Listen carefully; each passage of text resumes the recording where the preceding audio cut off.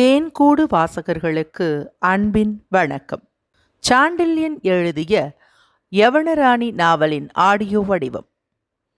வாசிப்பவர் ரே விஜயலட்சுமி. பாகம் 2. அத்தியாயம் 102. கவசம் அணிந்த சடலம்.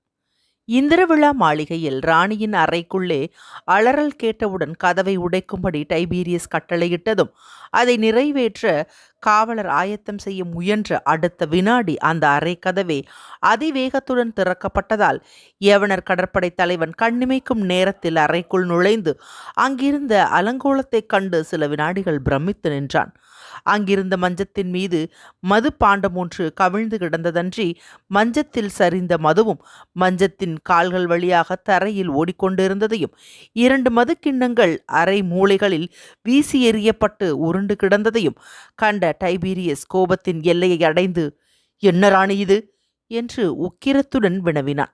அப்படி வினவிய போது ராணியின் உடையும் ஓரளவு கலைந்திருப்பதையும் அதிலும் மது தெளித்திருப்பதையும் பார்த்து, "யவனர்களின் ராணியிடம் இப்படி நடந்து கொள்ளக்கூடியவனும் இருக்கிறானா?" என்று தனக்குள்ளேயே பொங்கிய டைபீரியஸ், "எங்கே அந்த மரக்கலத் தலைவன்?" என்று சீறவும் செய்தான்.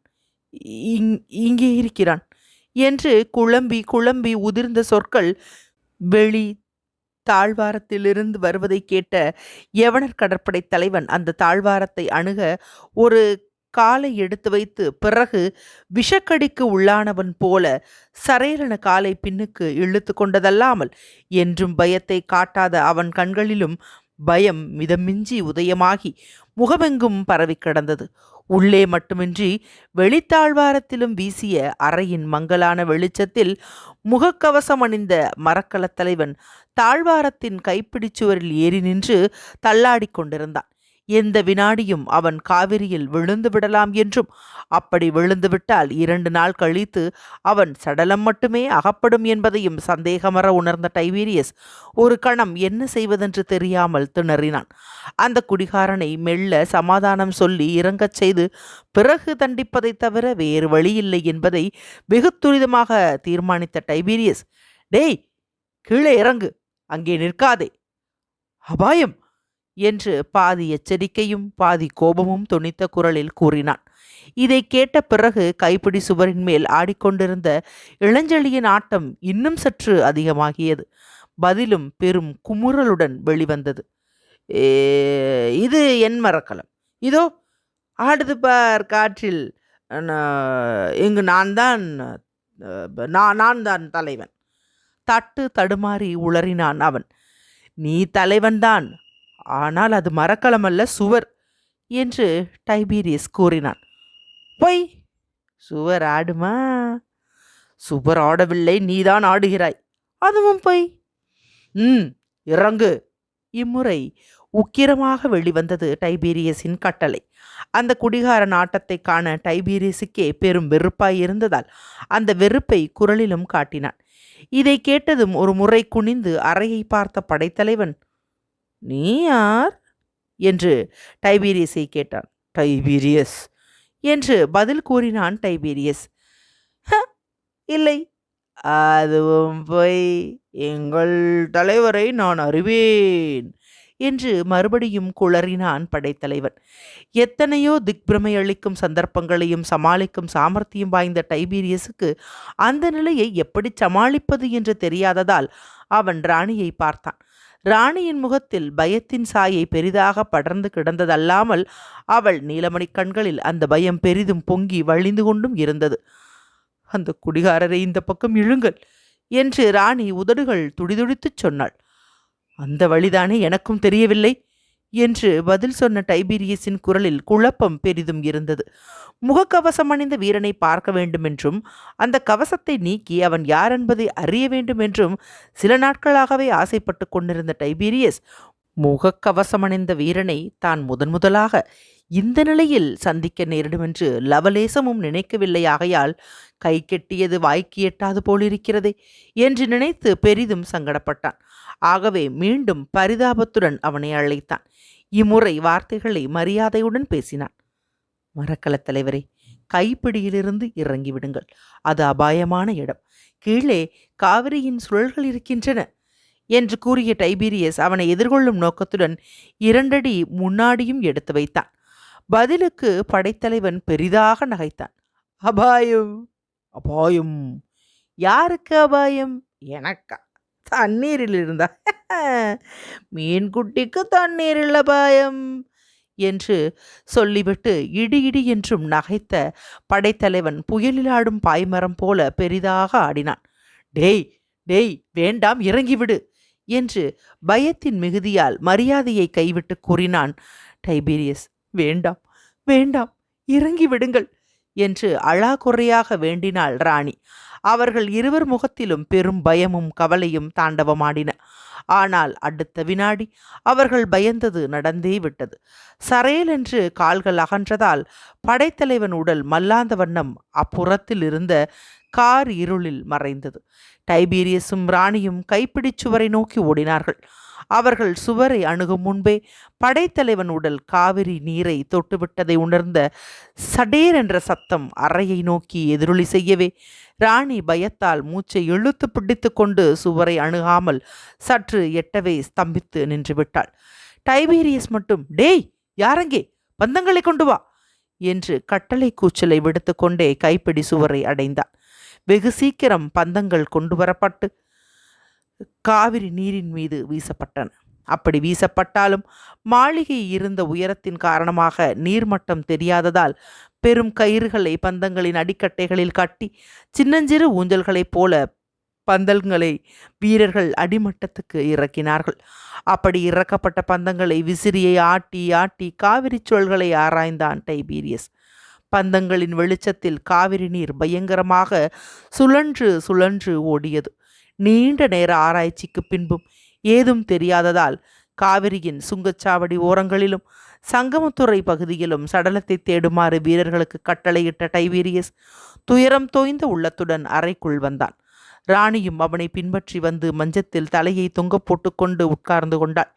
அவள் இதயம் வெடித்து கொண்டிருந்ததை அவள் உட்கார்ந்திருந்த நிலையிலிருந்தே உணர்ந்த டைபீரியஸ், இந்த குடிகாரனுக்காக ராணி ஏன் இத்தனை வருத்தப்படுகிறாள் என்று தன்னைத்தானே கேட்டுக்கொண்டு, ராணியாயிருந்தாலும் இவளும் பெண்தானே என்றுதான் தனக்குத்தானே பதிலும் சொல்லிக் கொண்டான்.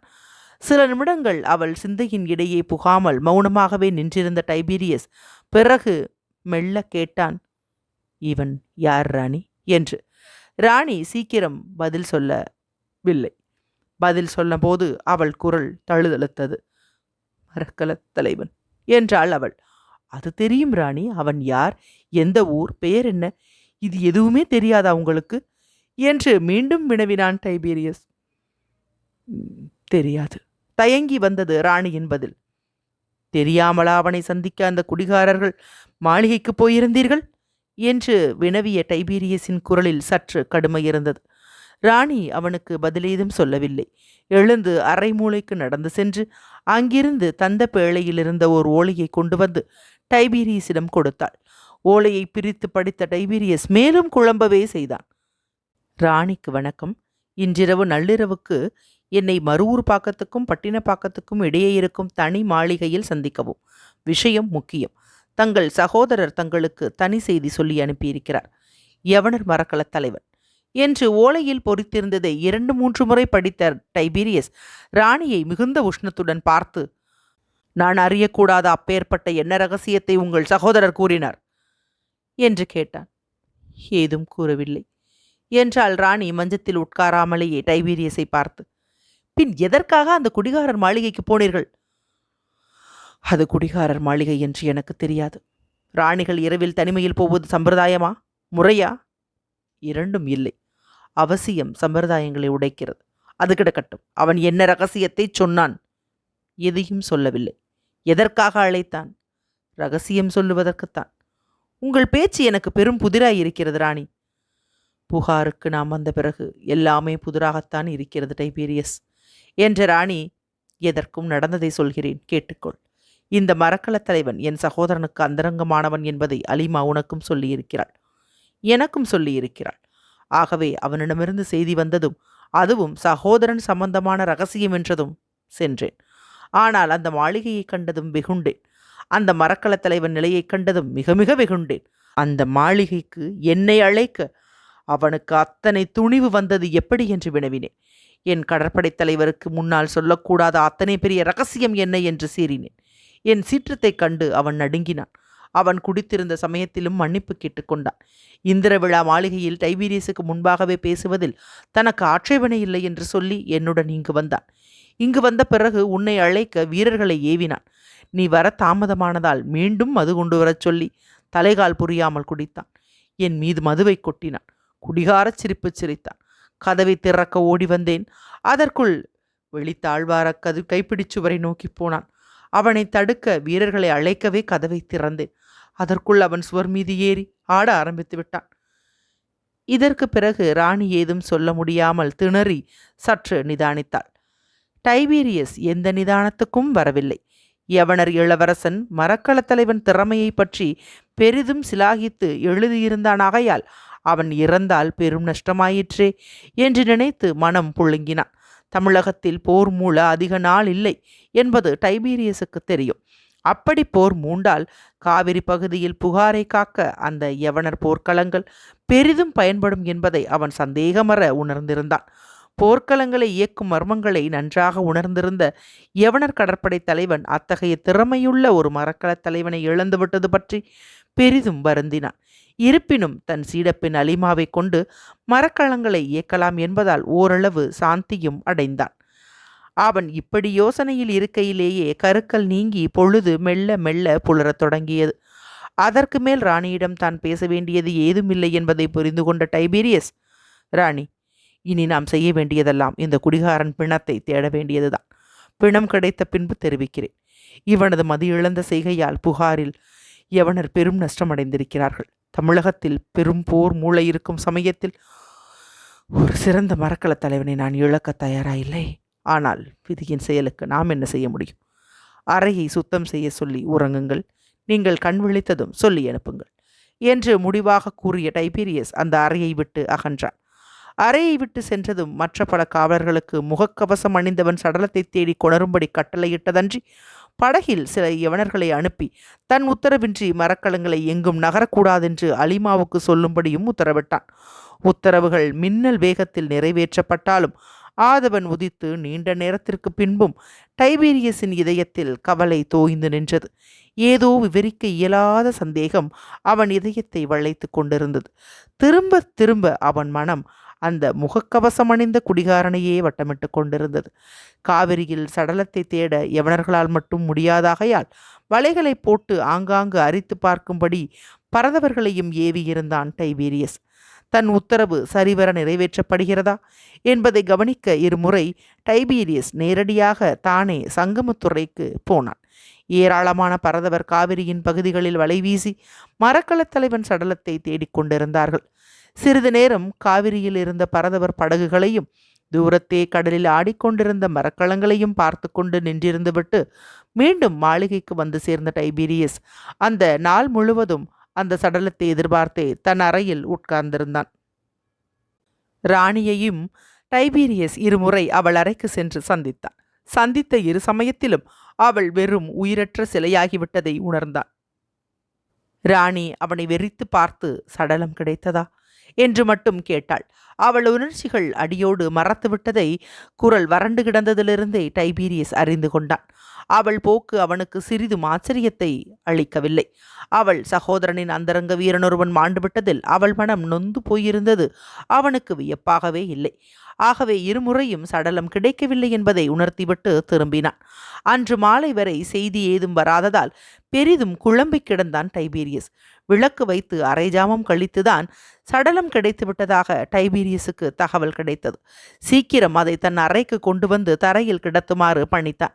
அந்த உத்தரவுப்படி கீழே தரையில் முகக்கவசத்துடன் இருந்த சடலத்தை பரதவர் கிடத்தியதும் ராணியை அழைத்து வரும்படி தன் வீரர்களுக்கு பணித்தான் டைபீரியஸ். சில நிமிடங்களில் ராணி அந்த அறைக்கு வந்தாள். மிகுந்த நிதானத்துடன் வந்தாள். ஏதோ கற்சிலை நகர்வது போல் மெல்ல உறுதியுடன் நடந்து வந்தாள். அவளை பார்த்தவுடனேயே புரிந்து கொண்டான் டைபீரியஸ், வருவது சாதாரண பெண்ணல்ல, யவனர்களின் மாபெரும் ராணி. எந்த உணர்ச்சியும் வெளிப்படுத்தாது எந்த காட்சிகளையும் காணவல்ல அரசகுமாரி என்பதை. அவள் கிரேக்க நாட்டு வெண்கலச் சிலை நடப்பது போல நடந்து அறைக்குள் நுழைந்து அந்த சடலத்தின் முன்பாக நின்றாள். அவளுக்கு ஒரு மஞ்சத்தை எடுத்து போட உத்தரவிட்டான் டைபீரியஸ். தேவையில்லை என்பதற்கு அடையாளமாக கையமர்த்தினாள் ராணி. முகமுடியை கலற்றலாமா? பணிவுடன் கேட்டான் டைபீரியஸ். கலற்றலாம் என்பதற்கு அறிகுறியாக தலையை மெல்ல அசைத்தாள் யவன நாட்டு செல்வி. அத்தியாயம் 102 நிறைவுற்றது.